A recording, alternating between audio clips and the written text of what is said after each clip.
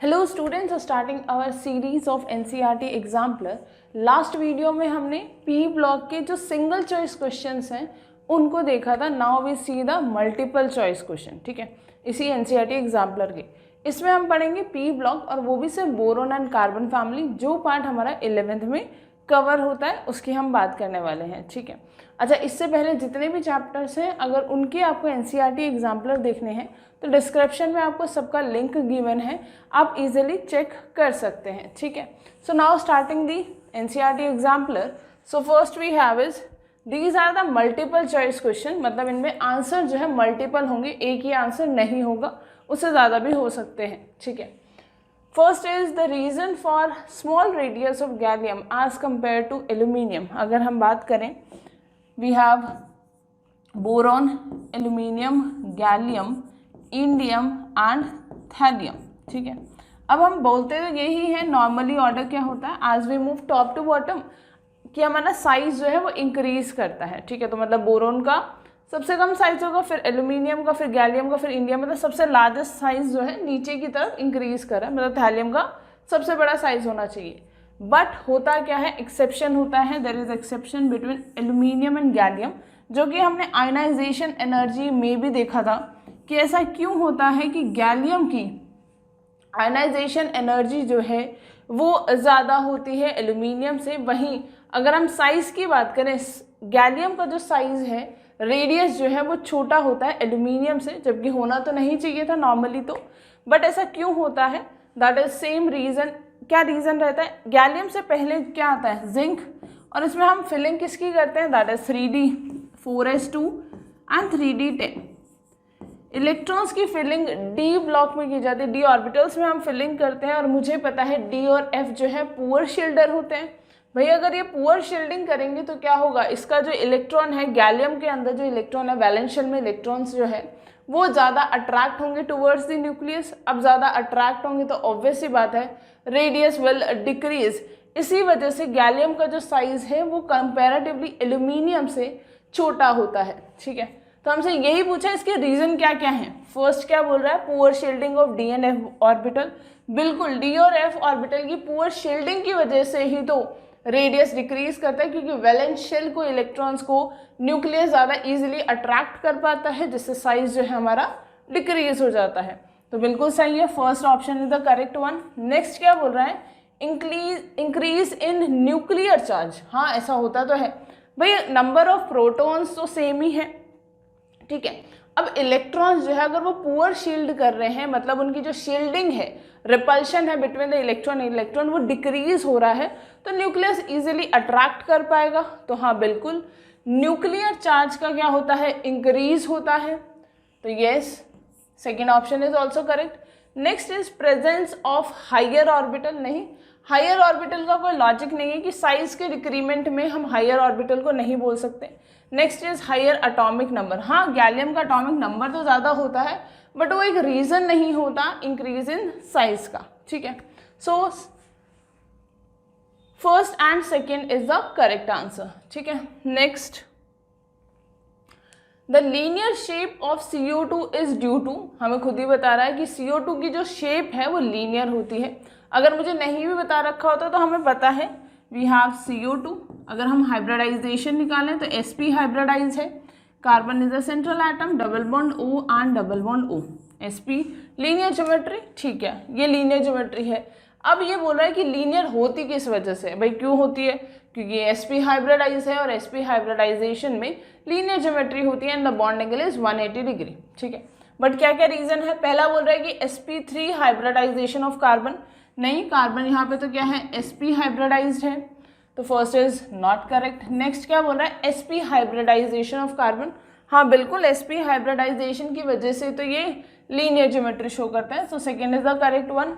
Next क्या बोल रहा है, p-pi bonding between carbon and oxygen. हाँ बिल्कुल, p-pi बॉन्डिंग ही तो है, क्योंकि दोनों ही सेकेंड पीरियड से बिलोंग करते हैं, और मुझे पता है सेकेंड पीरियड में हमारे पास d तो अवेलेबल होता ही नहीं है, सिर्फ p ऑर्बिटल ही होता है, और p-pi ही बॉन्डिंग होती है। जो पाई बॉन्ड बनता है वो p-pi ओवरलैपिंग से ही फॉर्म होता है। तो yes, third is also correct. Next is sp2 hybridization of carbon. नहीं, sp2 तो नहीं है, sp हाइब्रिडाइजेशन है, ठीक है। तो second and third are the correct one, ठीक है। नेक्स्ट Me3SiCl, ये चीज हमने पढ़ी थी when we are talking about the polymerization, ठीक है। पॉलीमराइजेशन में Me3SiCl क्या करता है, पॉलीमराइजेशन को स्टॉप कर देता है, फर्दर पॉलीमराइजेशन नहीं होता है, ठीक है, चेन इंक्रीज नहीं होती है। तो अब ये बोल रहा है कि पॉलीमराइजेशन ऑफ ऑर्गेनोसिलिकेन्स क्या करता है, Me3SiCl का क्या रोल होता है। First is the chain length of organosilicon polymer can be controlled by Me3, हाँ बिल्कुल कंट्रोल हो जाती है, क्यों, we have Si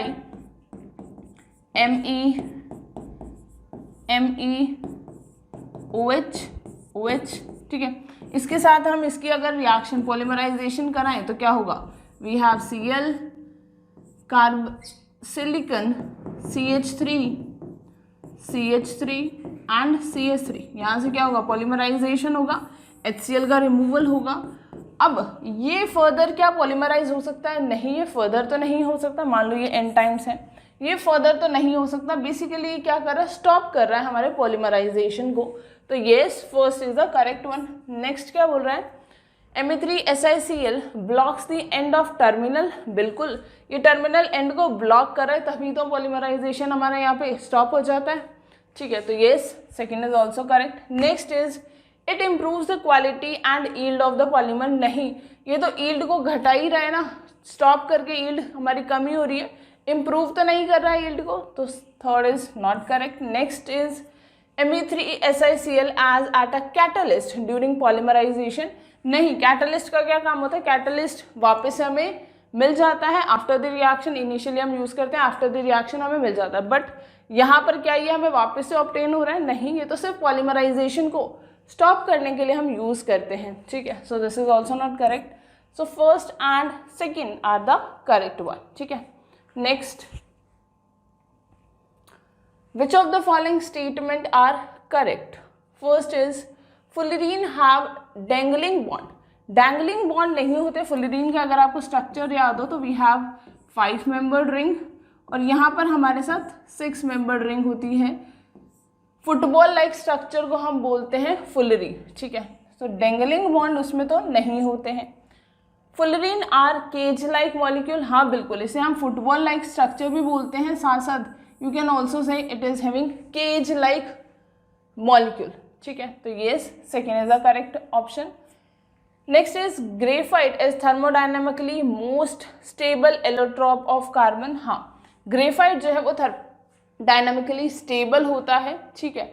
so that is also correct. Next is graphite is slippery and hard therefore used as dry lubricant, हाँ बिल्कुल, graphite को हम लुब्रिकेंट की तरह यूज तो करते हैं, स्लिपरी होता है इसीलिए हम यूज करते हैं between the layer, basically it is layered structure और दो लेयर के बीच में वेंडरवॉल फोर्स एग्जिस्ट करता है, तो जिससे वो क्या होता है, स्लिपरी तो होता है। बट यहाँ पे क्या बोल रहा है कि graphite is hard, graphite hard नहीं होता, डायमंड हार्ड होता है, ग्रेफाइट जो है वो सॉफ्ट होता है, बिकॉज दो लेयर के बीच में देयर वेंडरवॉल फोर्स एग्जिस्ट करता है, सो ग्रेफाइट इज सॉफ्ट। तो बस ये एक वर्ड यहाँ पे रॉन्ग है जिससे ये स्टेटमेंट ही गलत हो जाती है, तो this is also not correct. So second and third are the correct answer, ठीक है। Next, which of the following statement are correct, answer on the basis of the figure. हमें डाइबोरेन का स्ट्रक्चर गिवन है, अब मुझे इस figure के according बताना है कि कौन सी स्टेटमेंट जो है वो करेक्ट है, ठीक है। So first we have is the two bridge hydrogen atom, ये कौन सी, ये वाले ब्रिज हाइड्रोजन है, these are the bridge hydrogen and these are the terminal hydrogen, जहाँ पे हम टी लिख रहे हैं दैट इज टर्मिनल और बी है वहाँ पे ब्रिज हाइड्रोजन की बात हो रही है। The two bridge hydrogen atoms and the two boron atom lie in one plane. क्या ये एक ही प्लेन में लाई करते हैं? देखो हम ऐसे इमेजिन कर सकते हैं, we have two boron, ठीक है, यहाँ पे दो हाइड्रोजन और इसके पास भी दो हाइड्रोजन है, एक हाइड्रोजन अबव द प्लेन है, एक हाइड्रोजन बिलो द प्लेन है। तो अगर मैं इसे इस हाइड्रोजन जो हमारे ब्रिज हाइड्रोजन है उसके अलोंग मैं उस प्लेन को देखना चाहती हूँ, तो हाँ बिल्कुल दोनों बोरोन भी उस प्लेन में लाई कर रहे हैं और दोनों जो ब्रिज हाइड्रोजन हैं वो भी उसी में लाई कर रहे हैं, बस टर्मिनल वाले जो हैं चारों हाइड्रोजन वो परपेंडिकुलर टू द प्लेन है। तो yes, first statement is correct कि जो दो ब्रिज हाइड्रोजन है और जो दो बोरोन है वो एक ही प्लेन में लाई कर रहे हैं। हाँ, अगर मैं इस प्लेन की बात करूँ तो हाँ वो इस प्लेन में लाई कर रहे हैं, तो first is the correct one. Next is out of 6 boron hydrogen 2 bonds can be described in terms of 3 centered 2 electron bond. बिल्कुल, जिसे हम बनाना बॉन्ड भी बोलते हैं। This is banana bond and this is also known as 3 centered 2 electron bond, ठीक है, and this is also 3 centered 2 electron bond. तो basically हमारे डाइबोरेन के स्ट्रक्चर में 2 बनाना बॉन्ड होते हैं, मतलब 2 बॉन्ड ऐसे होते हैं जो 3 centered 2 इलेक्ट्रॉन होते हैं। तो हमें यही बोल रहा है कि 2 बॉन्ड जो है वो 3 centered 2 इलेक्ट्रॉन है, बिल्कुल, तो second is also correct. Next is out of 6 BH bond 4 BH bond can be described in terms of 3 centered 2 electron bond. Normally एक बॉन्ड में होता क्या है कि 2 एटम होते हैं, मतलब 2 न्यूक्लियस होते हैं और 2 इलेक्ट्रॉन होते हैं, एक बॉन्ड के अंदर 2 इलेक्ट्रॉन होते हैं, तो basically that is 2 centered 2 electron bond होता है, ठीक है। बट यहाँ पे ये बोल रहा है कि वो भी 3 centered 2 इलेक्ट्रॉन बॉन्ड है, तो नहीं, this is not a 3 centered 2 electron bond, ये हमारा है 2 centered 2 इलेक्ट्रॉन बॉन्ड है, ठीक है। This is not an electron deficient bond. हाँ, बनाना बॉन्ड जो है वो इलेक्ट्रॉन डेफिशिएंट बॉन्ड कहलाता है, तो third is not correct. Last is the 4 terminal BH bonds are 2 centered 2 electron regular bond। बिल्कुल, वो एक रेगुलर बॉन्ड की तरह 2 centered 2 इलेक्ट्रॉन है, इलेक्ट्रॉन डेफिशिएंट नहीं है, लेकिन banana bond electron deficient bond कहलाता है। So fourth is also correct. So correct option are 1, 2 and 4, ठीक है। Next, identify the correct resonance structure of carbon dioxide from the one given below, ठीक है। हमें स्ट्रक्चर दे रखे हैं CO2 के, मुझे उनके करेक्ट स्ट्रक्चर बताने हैं। हमें पता है वैसे C डबल बॉन्ड और लीनियर ज्योमेट्री होती है, तो एक तो स्ट्रक्चर मुझे ये पता है जो कि न्यूट्रल स्ट्रक्चर होता है CO2 का, and it is have linear and 180 degree, तो ये तो दिख रहा है मुझे सेकेंड, ठीक है। एक तो ये स्ट्रक्चर है, उसके अलावा एक और पॉसिबिलिटी है कि डबल बॉन्ड की जगह जब हम लेविस डॉट स्ट्रक्चर ड्रॉ करते हैं ना, लेविस डॉट स्ट्रक्चर कैसे ड्रॉ किया जाता है, पहली बात तो हमें ये पता होना चाहिए कि सेंट्रल एटम कौन है। भाई सेंट्रल एटम कौन होता है, जो लेस इलेक्ट्रोनेगेटिव होता है। तो कार्बन और ऑक्सीजन की अगर हम बात करें तो carbon is less electronegative, so carbon is the central atom. अब दोनों ऑक्सीजन क्या है, हमारे टर्मिनल एटम है। फिर हम क्या करते हैं, वैलेंस इलेक्ट्रॉन काउंट करते हैं, जैसे ऑक्सीजन में कितने हैं 6, मतलब 12, प्लस कार्बन में कितने हैं 4, that is 16, divide by 2, pair निकाल लेते हैं, it comes out to be 8। मेरे पास 8 पेयर है, ठीक है। तो मैंने क्या किया, एक एक तो बॉन्ड बना दिया, उसके बाद हम क्या करते हैं 3-3 लोन पेयर लगा देते हैं टर्मिनल पे, ठीक है। 1 2 तो 3 3 6 7 8, मतलब 8 पेयर हमारे यूज हो गए, ठीक है। अब हम देखते हैं कि क्या सेंट्रल एटम का ऑक्टेट कंप्लीट है, तो नहीं, यहाँ पे सेंट्रल एटम का ऑक्टेट नहीं कंप्लीट है, 4 इलेक्ट्रॉन ही है, उसे 4 इलेक्ट्रॉन की और ज़रूरत है टू कंप्लीट इट्स ऑक्टेट। फिर हम क्या करते हैं कि पाई इलेक्ट्रॉन डेंसिटी, ये जो पेयर है, एक पेयर को यहाँ से रिमूव करते हैं और डबल बॉन्ड बना लेते हैं। अब एक पेयर को और को रिमूव करते हैं, अब वो आप यहाँ से भी कर सकते हो, भाई ये भी तो सोच सकते हैं यहाँ से ही क्यों हम एक पेयर को रिमूव करें। अगर मैंने यहाँ से किया तो क्या सिचुएशन होगी, it will be like this, यहाँ से रिमूव किया और यहाँ पे बॉन्ड बना लिया। क्या अब कार्बन का ऑक्टेट कंप्लीट है, बिल्कुल कंप्लीट है। अब हम निकालते हैं फॉर्मल चार्ज। फॉर्मल चार्ज कितना आएगा, we have valence electron oxygen में कितने होते हैं 6, माइनस कितने बॉन्ड बनाए हैं 3, कितने लोन पेयर हैं -2, so it comes out to be +1। तो formal charge on oxygen is +1। इस ऑक्सीजन पे अगर मैंने निकाला valence electron is 6 minus 2 4 6 -1, it comes out to be -1। तो इस पे फॉर्मल चार्ज आ गया -1, इस पे +1। कार्बन पे कोई फॉर्मल चार्ज नहीं आएगा, फाइंड आउट भी कर सकते हो, दैट इज 4, कितने बॉन्ड बनाए 4 0, ठीक है। तो एक स्ट्रक्चर ये भी तो पॉसिबल है, बिल्कुल।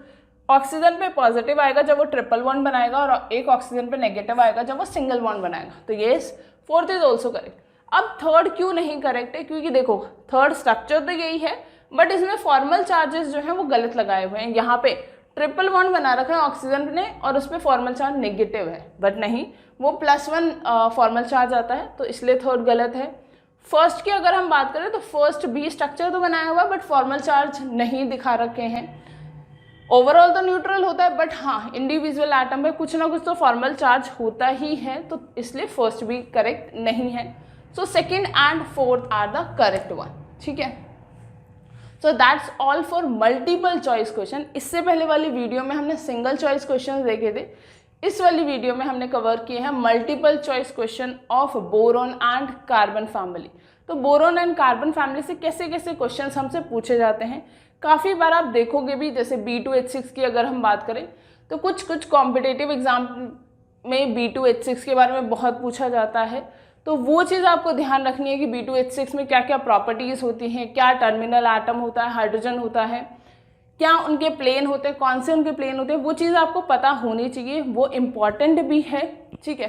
सो this is all about the multiple choice questions of boron and carbon family. और अगर इससे पहले वाली वीडियोस आपको चेक करनी है, so you can check, description में आपको लिंक गिवन है, आप इजीली चेक कर सकते हो, ठीक है। So that's all, thank you so much.